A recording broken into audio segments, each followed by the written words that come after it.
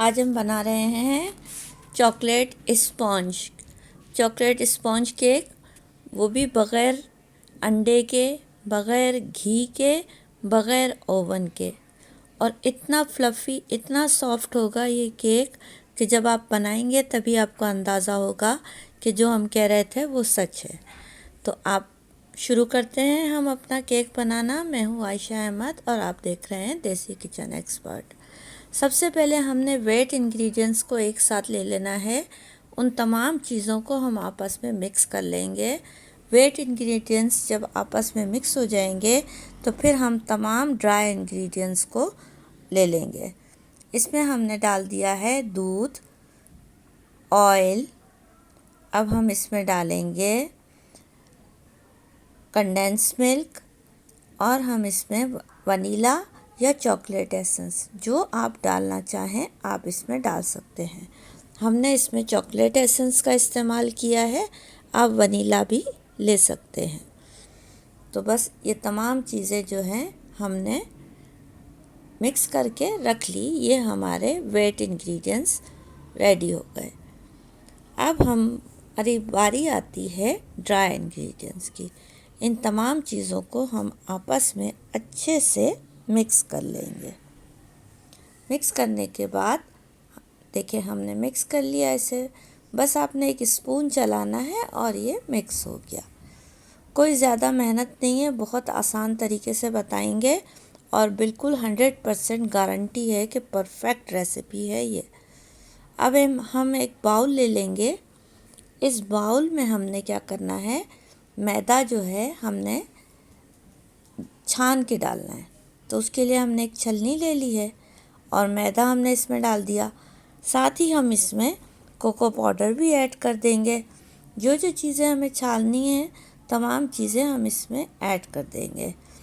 अब हम इसमें ये जो मिल्क पाउडर है वो भी ऐड कर दिया। अब हम इसमें बेकिंग पाउडर, बेकिंग सोडा वो भी ऐड कर देंगे।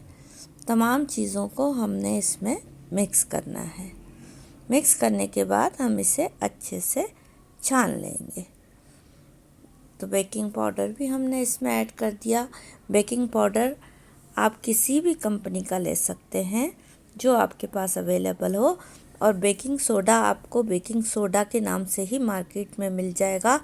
हरगिज़ आपने वो घर में जो सोडा होता है ना जिससे चने उबालते हैं, वो हरगिज़ नहीं डालिएगा। ये बेकिंग सोडा के नाम से ही मार्केट में मिल जाता है। तो बेकिंग सोडा भी हमने ऐड कर दिया। अगर आप इसको चॉकलेट केक नहीं बनाना चाहते और सिर्फ वनीला बनाना चाहते हैं तो जो हमने हाफ़ कप इसमें कोको पाउडर ऐड किया है उसकी जगह आप हाफ़ कप मैदा ऐड कर सकते हैं। तो ये आपका totally vanilla essence, vanilla cake बन जाएगा।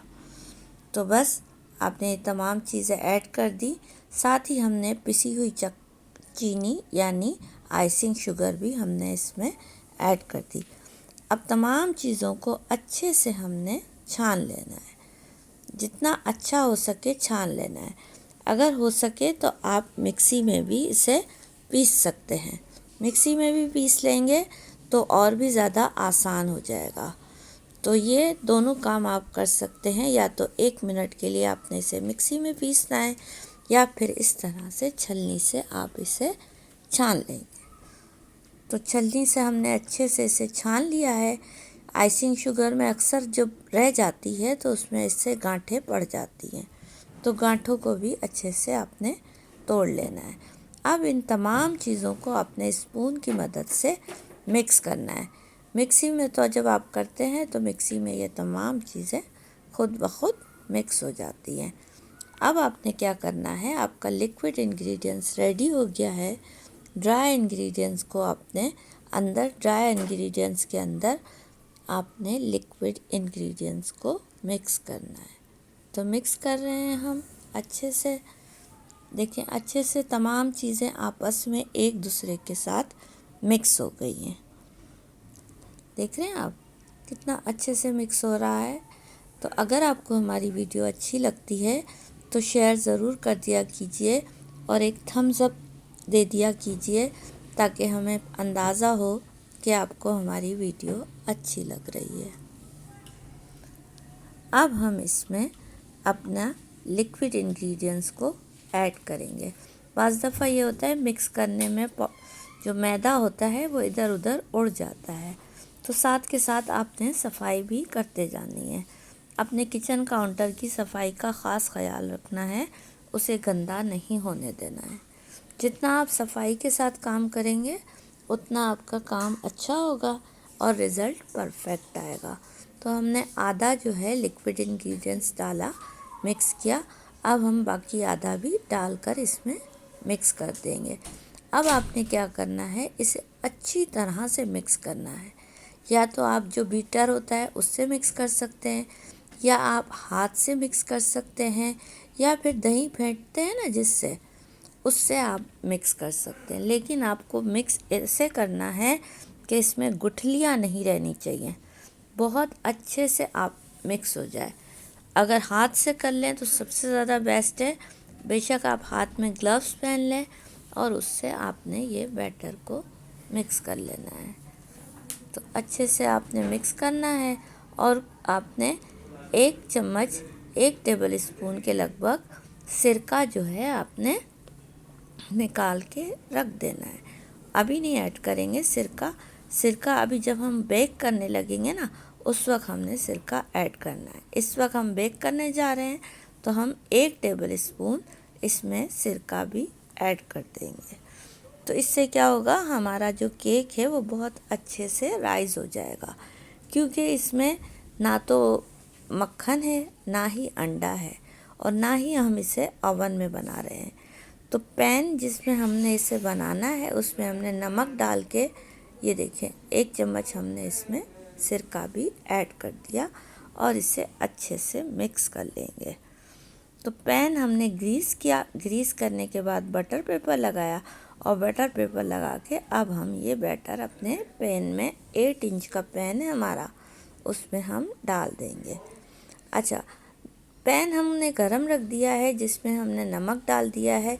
नमक हम हर दफ़ा नया नमक नहीं लेते, वही नमक हम संभाल के रख लेते हैं, फिर जब हम दोबारा केक बनाते हैं तो उसी नमक का हम इस्तेमाल करते हैं।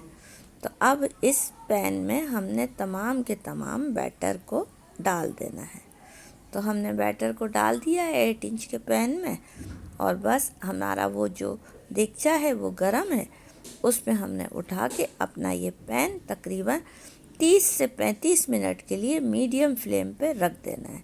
पहले हमने हाई फ्लेम पे उसे गरम किया, और अब जब हम केक रखेंगे तो हमने फ्लेम जो है वो मीडियम कर देना है। ये देखिए सॉल्ट है और ये इस तरह का स्टैंड है, इस पर आपने अपना पैन रख देना है और ढक्कन बंद कर देना है। अब 25 से 30 मिनट के लिए आपने इसे छोड़ देना है। फिर आपने क्या करना है, 30 मिनट के बाद आपने ढक्कन खोल के कोई भी स्टिक लेके उसे आपने चेक करना है। अगर स्टिक सूखी हुई निकलती है तो इसका मतलब है कि आपका केक रेडी हो गया है। अगर गीली निकलती है तो इसका मतलब है अभी कसर बाकी है। तो कैसी लगी आपको हमारी रेसिपी?